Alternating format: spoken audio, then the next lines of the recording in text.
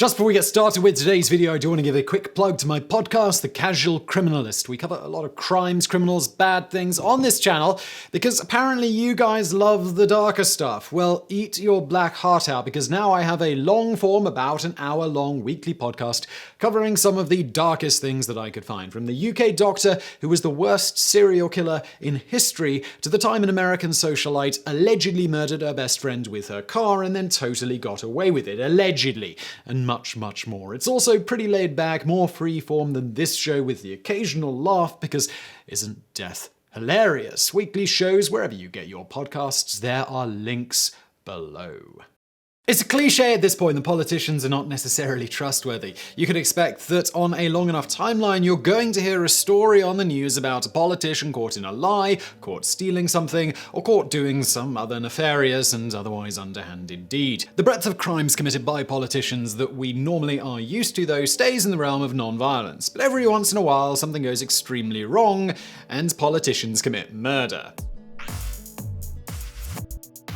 Number 10. Clive Derby Lewis wanted a race war. Clive Derby Lewis was a South African politician who, back in 1993, provided the gun to an assassin that was used to kill a political rival named Chris Hani. Hani was a member of the military under Nelson Mandela and a well-liked politician at the time. Derby Lewis, on the other hand, was a racist who did not want to see an end to apartheid or the rule of the white minority in South Africa. Derby Lewis's assassination of Hani was particularly heinous insofar as his motivation was to spark a race war that would inevitably lead to more death and mayhem across the country. Although Derby Lewis didn't pull the trigger himself, he did provide the gun for a man named Janice Wallace. Both men were found guilty of the crime and sentenced to death, but Derby Lewis got a minor reprieve in 1995 when South Africa abolished the death penalty. As for his plan to start race riots, that failed as well thanks to the leadership of Mandela, who managed to keep everyone calm, preventing people from taking the bait and giving Derby Lewis what he wanted. In 2015, Derby Lewis was released from prison after 22 years. The reason he was freed was because he was suffering from terminal lung cancer, and he died a year later. Number 9. Colin Thatcher killed his ex. Back in 1975, Colin Thatcher won his first election to become a member of parliament in Saskatchewan. He ran as a Liberal, Canada's left-leaning party that you might associate closely with the Democrats in America. Within 2 years, the public support of the Liberal Party was waning, and the right-wing Conservatives were gaining ground. Thatcher immediately jumped ship and joined the Conservative Party, proving he was not a man of loyalty. Word is that Thatcher's wife, Joanne Wilson, was particularly unimpressed with her husband's political about-face. This caused a rift in their marriage that was further exacerbated as Thatcher began to have extramarital affairs. By 1980, Thatcher and Wilson had divorced. Wilson was awarded custody of their 2 children and nearly $1 million in the divorce settlement, which at the time was one of the largest ever awarded in Canada. Thatcher's response was not a good one. He ignored the court's orders and even flew across the country to kidnap his children from his ex-wife's home. In 1983, after some public disputes with the leader of his political party, Thatcher resigned from his position. 4 days after the resignation, his ex-wife was found murdered. She had been beaten and shot. It took a year's worth of investigation before Thatcher was charged. His conviction came thanks to some damning evidence, including a receipt from his credit card found near the scene, eyewitnesses who had seen his vehicle in the area, and an ex-con who testified to being an accomplice and buying the gun. Thatcher was sentenced to life in prison with no possibility of parole for 25 years, and he did get parole in the year 2006. Word came out that he had also been married again behind bars, and then another time after he was released. Number 8. Byron Looper wanted to win an election. Back in 2006, Byron Looper was running for office in Tennessee against Democratic opponent Tommy Burks. Enthusiastic about politics, he even changed his middle name to Low Tax. He was clearly a man dedicated to the political game. It was October the 19th, 1998, when Tommy Burks was on his farm in a pickup truck about to start giving hay rides to some local children. According to the prosecution in the case, Looper approached Burks in his truck and shot him point blank in the head. Motive for the killing? He wanted to win the election, and Burks was by far the favoured candidate. Looper's career in politics had been a splotchy one at best, and he'd lost several elections in the past, having only achieved success when he switched from Democrat to Republican. It was fear of losing that motivated him to go after Burks. Witnesses saw Looper flee the scene. Another testified that Looper actually came to his home that night and confessed to the killing. Looper was sentenced to life in prison in the year 2000 after the family of the victims specifically requested he not be given the death penalty. In the year 2013, Looper attacked a pregnant prison counselor. Several hours later, he was found dead, succumbing to a fatal fatal dose of antidepressants that exacerbated an undiagnosed heart condition. Number 7. Ian Milne won an election after a murder. For most people, their careers would end in disgrace had they been caught murdering someone. Irish politician Ian Milne took things in the opposite direction, though. He was only elected to office well after he had committed a murder. In his youth, Milne was a member of the IRA. He had been imprisoned on more than one occasion and escaped on more than one occasion as well.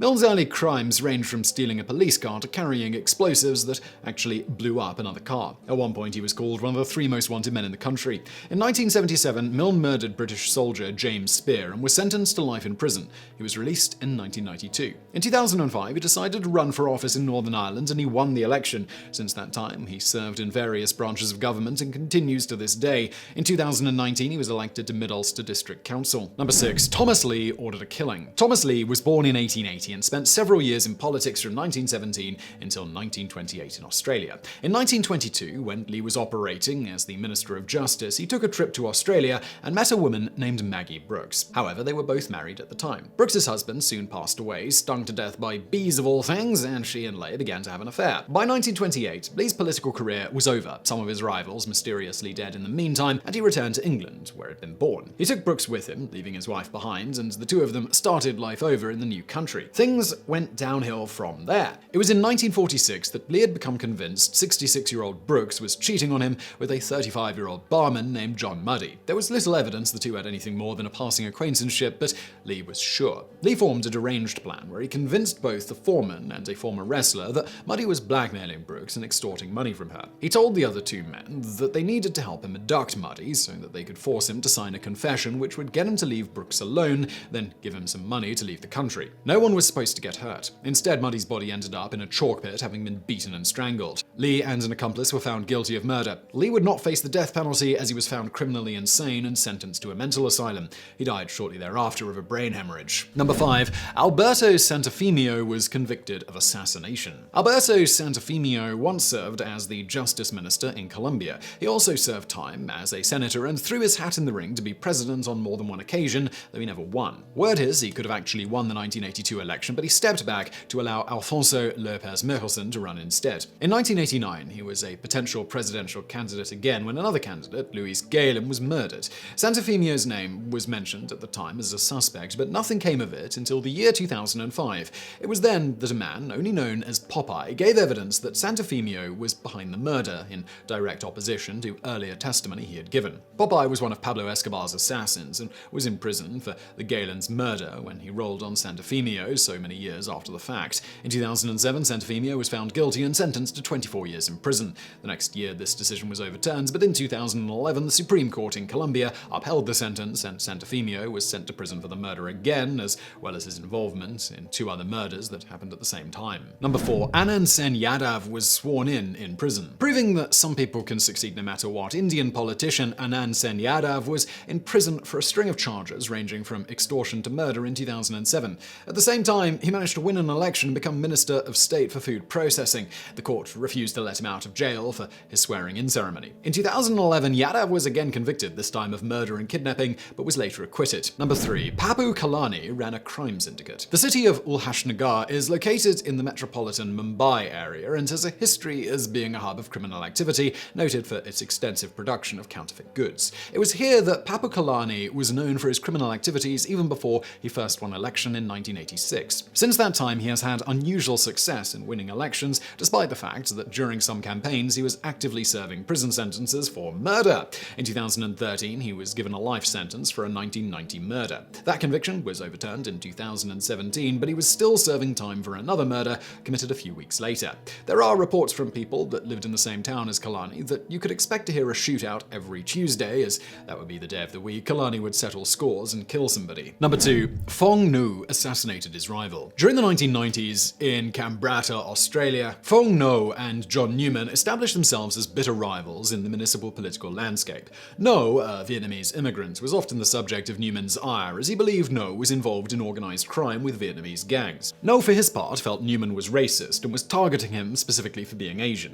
In 1994, Newman was shot dead in the driveway of his own home. A local Vietnamese gang leader was accused of the crime, but he was also murdered shortly thereafter. Informants claimed that Ngo was behind the order to kill Newman, but it wasn't until 2001 that he was finally convicted. Number 1. Alberto Fujimori committed committed many crimes. For a full decade, from the year 1990 until the year 2000, Alberto Fujimori was the president of Peru.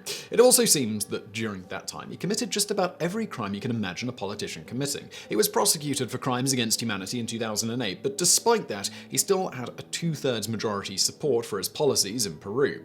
Fujimori was sentenced to 25 years in prison for the deaths of 25 Peruvians, as well as for using military death squads to kill others. The president of Peru pardoned him in 2018, just before another court determined he could stand trial for murdering others. He returned to prison in 2019, with his pardon being annulled. Fujimori was also convicted of kidnapping, embezzlement, bribery, and other corruption charges, proving he was willing to do anything and everything to get ahead. So I really hope you found that video interesting. If you did, please do hit that thumbs up button below. Don't forget to subscribe, and thank you for watching.